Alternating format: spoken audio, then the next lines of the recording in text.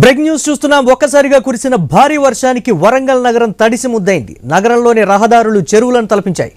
వరంగల్ చౌరస్తా, పాత బీట్ బజార్, అలాగే బట్టల బజార్తో పాటు పెరికవాడ, అండర్ రైల్వే గేట్ బ్రిడ్జ్ వద్ద వరద నీరు నిలవడంతో వాహనదారులు తీవ్ర ఇబ్బందులు పడ్డారు. అండర్ రైల్వే బ్రిడ్జ్ కింద వరద నీటిలో 2 ఆర్టీసీ బస్సులు నిలిచిపోవడంతో వాహనాల రాకపోకలకు తీవ్ర అంతరాయం కలిగింది. సమాచారం అందుకున్న ఇంతజార్ గంజ్ ఇన్స్పెక్టర్ షుకూర్ తన సిబ్బందితో కలిసి తాళ్ల సహాయంతో ప్రయాణికులను సురక్షితంగా బయటకు తీసుకొచ్చారు. గంటపాటు కురిసిన వర్షానికి నగరం ముంపుకు గురి కావడంపై నగరవాసులు ఆగ్రహం వ్యక్తం చేస్తున్నారు. నాలాల నిర్వహణ సక్రమంగా లేకపోవడంతోనే వరద నీరు రోడ్లపై నిలిచిపోతోందని ఆవేదన చెందారు. పెరికవాడతో పాటు శివనగర్ ప్రాంతంలోని కాలనీల్లో వరద నీరు చేరడంతో స్థానికులు ఆందోళన చెందినటువంటి బ్రేకింగ్ న్యూస్ చూస్తున్నాం.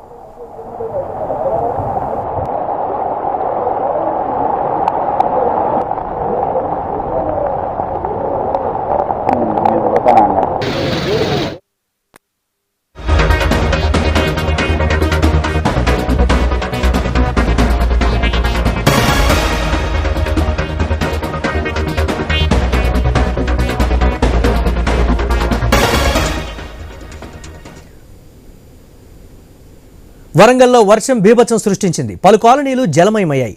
అండర్ బ్రిడ్జ్ రైల్వే గేట్ వద్ద 2 బస్సులు, ఆటోలు వరదల్లో చిక్కుకున్నాయి. బస్సులోని ప్రయాణికులు తీవ్ర భయాందోళనకు గురయ్యారు. దీంతో అక్కడకు చేరుకున్న DRS బృందాలు వారిని సేవ్ చేశాయి.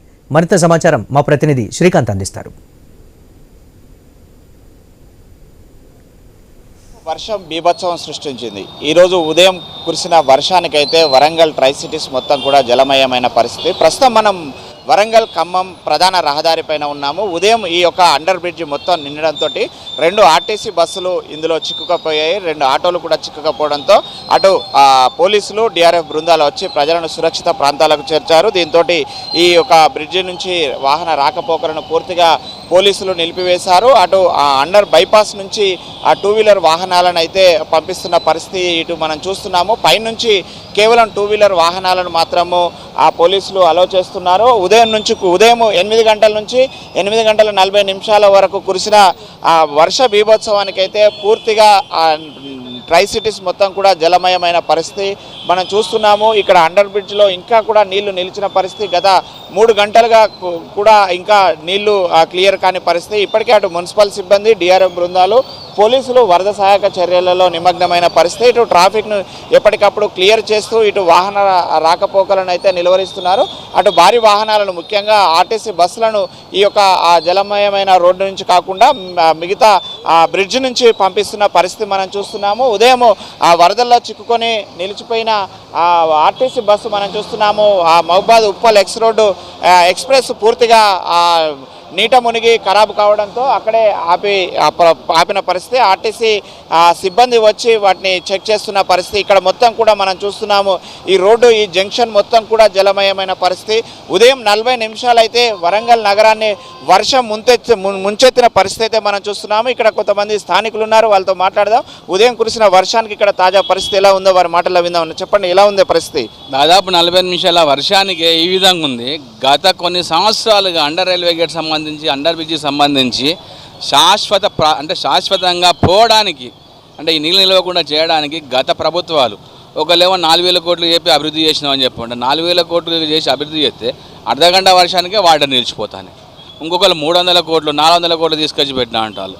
అంటే ఈ ఎమ్మెల్యేలు, మంత్రులు ఏం చేస్తారు? ఇది ప్రతి వర్షానికి 1 గంట వర్షం కొట్టంటే అండర్ రైల్వే గేట్ సంబంధించిన ప్రతి వాడ మునుగుతుంది. ఇక్కడ నుంచి పోవాలంటే మాత్రం ఇబ్బంది. దీని గురించి ఒక 4-5 గంటలు లేకపోతే ఒక రోజు మొత్తం ఆగాల్సిన పరిస్థితి ఏర్పడుతుంది. వాటర్ మొత్తం ఫ్లోట్ అయ్యి వచ్చిన తర్వాత ఇక్కడే ఆగిపోతుంది. అంటే దీని గురించి శాశ్వతంగా, అంటే ఒక ప్రణాళికబద్ధంగా చేసేది ఉంటే ప్రజలకు ఇబ్బంది ఉండదు. మేము ఏదో అభివృద్ధి చేసినాము, ఏమో చేసినాము, ఇక్కడి నుంచి బండి పోదు, నడుచుకుంటూ పోవాలంటే బండి పోయిందంటే ఆగిపోతుంది. గతంలో ఒకసారి ఏం జరిగింది, ఒక బస్సే ఆగిపోయింది. బస్సులు ఆగిపోయినాయి, కార్లు ఆగిపోతాయి, మధ్యలో ఆగిపోయినాయి.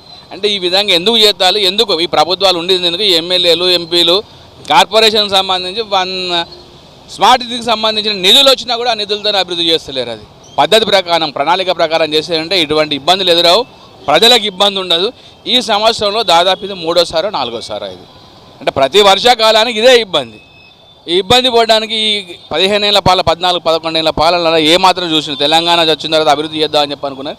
ఏం చేసిల్లు అని చెప్పేసి నేను అడుగుతాను. అదే ఉదయం బస్సులు కూడా చిక్కుకున్నట్టున్నాయి, ప్రయాణికులు సురక్షితంగా రిస్క్ చేశారా, బయటికి తీసుకొచ్చారా అందరు? రిస్క్ చేసి తీసుకొచ్చి బయటికి రావడం జరిగింది. బస్సులు ఆగిపోతున్న తర్వాత ఎట్లయినా తీసుకొని రావాల్సిందే. వాళ్ళు ఏంటంటే మళ్ళీ వేరే వెహికల్స్ పెట్టి గుంజి బయటను ఇబ్బంది కలగకుండా బయటికి తీసుకురావడం జరిగింది.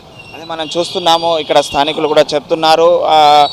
వరంగల్ నగరం గంట పడితే మొత్తం చిత్తడవుతున్న పరిస్థితి. ఇప్పటికైనా అధికారులు, ఎమ్మెల్యేలు, మంత్రులు వరంగల్కు ఈ వరద నుంచి శాశ్వత పరిష్కార దిశగా అభివృద్ధి చేయాలని చెప్పేసి స్థానికులు కోరుకుంటున్నారు. ఎందుకంటే ఉదయము వాళ్ళ కళ్ళ ముందే 2 బస్సులలో ఆర్టీసీ ప్రయాణికులు పూర్తిగా చిక్కుకోవడంతో అయితే వీళ్ళంతా కూడా సహాయక చర్యలలో పాల్గొని వాళ్ళంతా కూడా రిస్క్ చేశాము, వాళ్ళను తప్పకని పరిస్థితిలో తీసాము. కానీ ఆ ప్రజలు మాత్రము ఇబ్బందులు పడుతున్నారు. ఇప్పటికైనా ప్రభుత్వము మేల్కొని ఈ యొక్క వరద పరిష్కారం చూపెట్టాలని చెప్తున్నారు.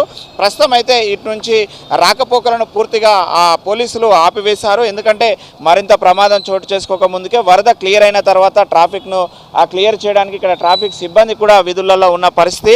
అటు ఇంటర్సెప్టర్ వాహనాన్ని పెట్టి భారీ వాహనాలు ఏవి కూడా రాకుండా ఈ వర్షంలో వరదలో మునగకుండా కాపాడుతున్న పరిస్థితి అయితే కనిపిస్తుంది. ఇటు వరంగల్ నగరంలోని అటు 32, 33, 39 డివిజన్లతో పాటు ఇటు భద్రకాళి బండు పరివాహక ప్రాంతం, ఇటు పోతన్న నగరు, ఇటు మరికొన్ని ప్రాంతాలలో కూడా జలమయమైన పరిస్థితి అయితే ఉంది. ఇప్పటికైనా అధికారులు కొంత సహాయక చర్యలలో ఉన్నప్పటికీ కూడా వర్ష బీభత్సవానికి అయితే వరంగల్ మునుగుతున్న పరిస్థితి అయితే ఉంది. కెమెరామెన్ విజయ్తో ప్రశాంత్, ఐ న్యూస్, వరంగల్.